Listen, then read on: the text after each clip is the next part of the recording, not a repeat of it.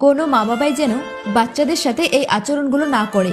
যেমন নাম্বার 1, তোমরা যদি মনে করো যে বাচ্চাদের গায়ে হাত দিয়ে বকে তাকে পড়তে বসাবে বা যে কোনো কাজ করাবে, তবে সেটা তো হবেই না, বরং তাতে আরো বাচ্চারা ভীতু হয়ে যাবে, তাদের ট্যালেন্ট আরো নষ্ট হয়ে যায়।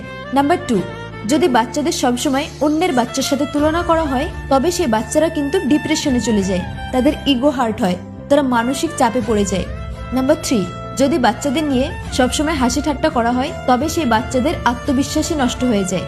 নাম্বার 4, যদি বাচ্চাদের ওপর ভরসা না করো, তবে সেই বাচ্চারা কিন্তু বিদ্রোহী হয়ে যায়।